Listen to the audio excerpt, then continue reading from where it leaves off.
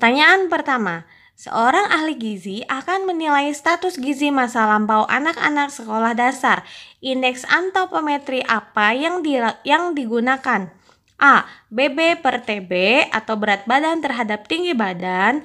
B. BB per U atau berat badan terhadap umur. C. Tinggi badan per U. D. Lila atau lingkar lengan atas. E. IMT, indeks massa tubuh. Jawabannya adalah yang C. Tinggi badan terhadap umur. Nomor 2. Seorang anak laki-laki lahir dengan berat badan 3,2 kg dan panjang badan 49,6 cm. Hasil pengukuran panjang badannya pada usia 2 bulan adalah 60,3 cm. Apakah interpretasi status gizi anak tersebut? A. Gizi kurang. B. Normal. C. Pendek. D. Sangat pendek. E. Stunting. Jawabannya adalah B. Normal. Nomor 3. Seorang mahasiswa gizi akan melakukan pengukuran tinggi badan si Budi yang berumur 36 bulan menggunakan alat mikrotois. Data pengukuran tinggi badan harus memenuhi kaidah akurat dan presisi sehingga status gizi si Budi diketahui dengan pasti. Apakah prosedur ketiga cara memasang mikrotois? A. Letakkan mikrotois rata lantai dengan bagian yang menempel pada kepala anak. B. Pilih lantai yang rata dan dinding yang rata serta tegak lurus dengan lantai. C. Tarik pita ke atas, menempel dinding sampai menunjukkan angka 0. D. Turunkan mikrotois sampai menyentuh kepala anak. E. Pakukan dan ratakan ujung pita ke dinding. Jawabannya adalah C. Tarik pita ke atas menempel dinding sampai menunjukkan angka 0. Nomor 4. Seorang mahasiswa gizi akan melakukan pengukuran tinggi badan si Dewi yang berumur 42 bulan menggunakan alat mikrotois. Data pengukuran tinggi badan harus memenuhi kaidah akurat dan presisi, sehingga status gizi si Budi diketahui dengan benar. Apakah prosedur kelima cara mengukur tinggi badan anak menggunakan mikrotois? A. Subjek berdiri tegak dan membelakangi dinding dengan pemandangan lurus ke depan. B. Bagian kepala, punggung, pantat, dan tumit menempel rapat ke dinding. C. Subjek yang diukur melepas sandal atau sepatu dan penutup kepala. D. Baca angka pada jendela kaca dan catat hasilnya dalam sentimeter. E. Turunkan mikrotois sampai menyentuh kepala subjek. Jawabannya adalah yang D. Nomor 5. Seorang kader posyandu sedang melakukan penimbangan anak balita dengan dacin. Pertama-tama, kader tersebut menggantungkan dacin pada kayu penyangga, kemudian mengatur dacin sejajar dengan mata. Setelah itu, memastikan bandul di angka 0 dengan posisi jarum tegak lurus, kemudian menyeimbangkan dacin. Apakah langkah yang terlewatkan oleh kader? A. Memasang sarung timbang kosong pada dacin. B. Memasukkan balita ke dalam sarung timbang. C. Mengembalikan bandul ke angka 0. D. Membaca hasil penimbangan. E. Mencatat hasil penimbangan. Jawabannya adalah yang A ya, memasang sarung timbang kosong pada dacin.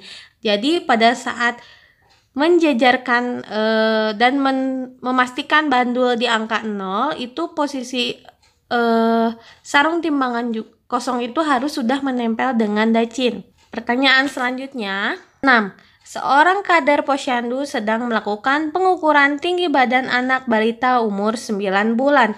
Untuk mengetahui status gizinya dengan infantometer, pertama-tama alat diletakkan pada lantai yang datar, melepaskan sepatu atau topi, dan membaringkan anak yang akan diukur. Memastikan ujung kepala dan tumit anak menempel pada bagian ujung atau lengboard. Apakah langkah selanjutnya yang dilakukan oleh kader? A. Memastikan kaki anak tetap lurus. B. Memegang kepala anak supaya mata anak lurus ke atas. C. C. Membaca pita pengukuran dan mencatat hasil pengukuran. D. Mengatur badan anak sejajar dengan garis tengah alat ukur. E. Menggerakkan papan ukur horizontal sampai menyentuh tumit anak.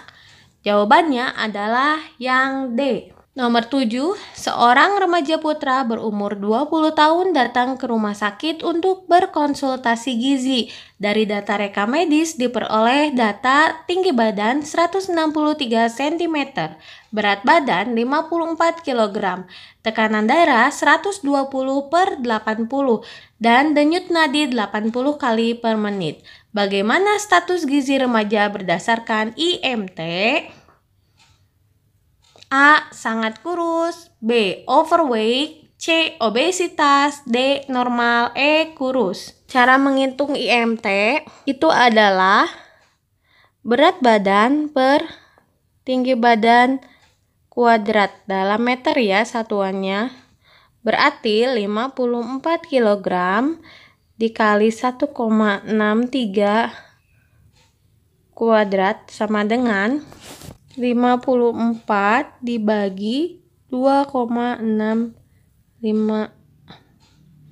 sama dengan 20,37. Nah, 20,37 ini berarti dia normal ya.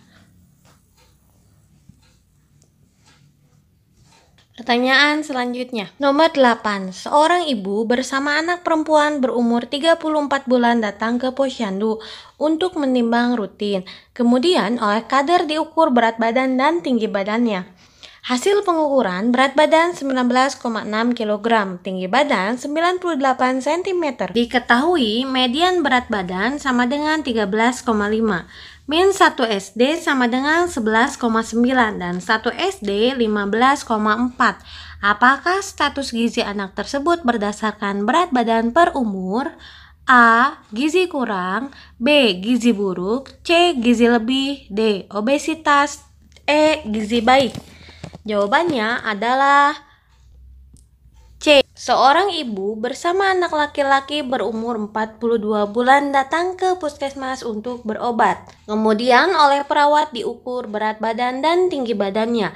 Hasil pengukuran berat badan sama dengan 16,5 kg dan tinggi badan 102 cm. Diketahui median tinggi badan sama dengan 99,9. Min 1 SD sama dengan 95,9 dan 1 SD sama dengan 103,8. Bagaimana status gizi anak berdasarkan tinggi badan per umur? A. Sangat pendek. B. Sangat tinggi. C. Normal. D. Pendek. E. Tinggi. Jawabannya adalah C. Normal. Nomor 10, seorang ibu menggoreng kentang. Berat kentang mentah bersih sama dengan 2000 gram. Bahan yang dapat dimakan 60%. Faktor konversi penyerapan minyak goreng sama dengan 2,9. Berapakah berat minyak goreng yang diserap? A. 5,8 gram. B. 58 gram. C. 59,8 gram. D. 71,1 gram. E. 290,9 gram. Jawabannya adalah yang B.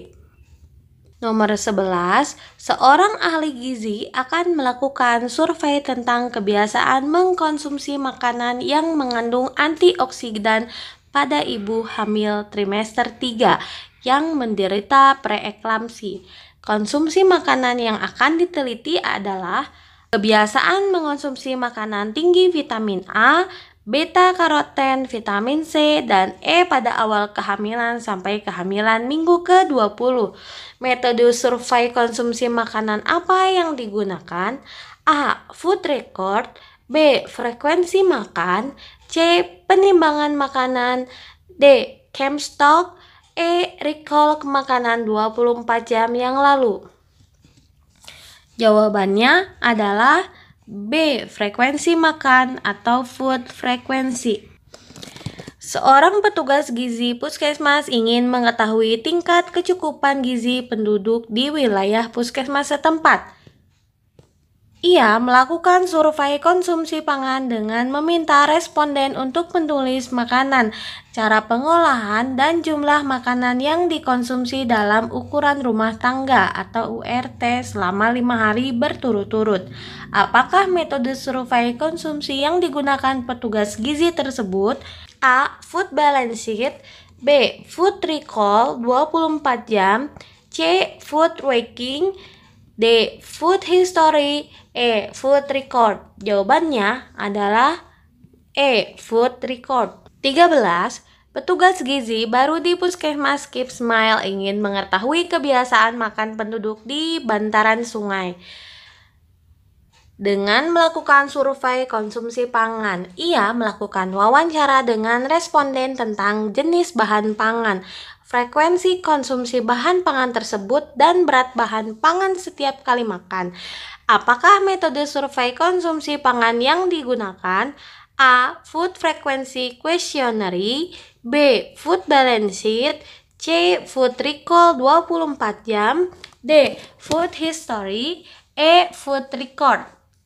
Jawabannya adalah A. Food frequency questionnaire. 14. Seorang ahli gizi rumah sakit menganalisis zat gizi dari makanan yang dikonsumsi pasien dengan hasil sebagai berikut. Apakah asupan zat gizi yang berlebihan? A. Energi. B. Lemak. C. Protein. D. Kalsium. E. Karbohidrat. Ini mah dicek sendiri, ini sih tinggal cek sendiri aja ya. Ini hasil analisisnya kan. Yang ini hasil rekomendasinya, kita lihat nih. Energi lebih enggak? Ini 1968,2 kilokalori, sedangkan rekomendasi per harinya 2400. Berarti energi enggak lebih. Lemak, mana sih lemak? Fat. Ininya hasil analisisnya 25,9 gram. Sedangkan rekomendasinya 92, berarti tidak berlebih, berarti bukan. Protein 66 gram. Sedangkan rekomendasinya 59, berarti jawabannya protein ya. Cek aja coba ke bawah. Kalsium pasti nggak besar sih. 187, rekomendasinya kan 1000, berarti kurang ya. Kalsium, ini kalsium berarti enggak ya. Terus karbohidrat 361, sedangkan rekomendasinya 417. Berarti jawabannya yang C ya. Pertanyaan, seorang ahli gizi rumah sakit menganalisis zat gizi dari makanan yang dikonsumsi pasien dengan hasil sebagai berikut. Berapakah asupan energi pasien tersebut? A. 67%, B. 77%, C. 82%, D. 86%, E. 92%. Oke, kita lihat. Energi dari hasil analisis adalah 1968,2. Sedangkan 2400 itu rekomendasinya, berarti 2400 itu 100% ya kan. Jadi 1668,2 kilokalori dibagi dengan yang 100%-nya berapa? 2400 dikali, ini karena persentase ya, dikali 100 sama dengan berapa coba? Ini dicoret, berarti 1968,2 dibagi 24 sama dengan jawabannya adalah 82%. Nih ya, berarti yang C. Gitu. Ini aku ngitungnya pakai kalkulator, malas ngotret. Nanti teman-teman kalau ujian tetap harus ngotret ya, karena kan nggak boleh bawa handphone sama kalkulator. Pokoknya caranya kayak gini lah.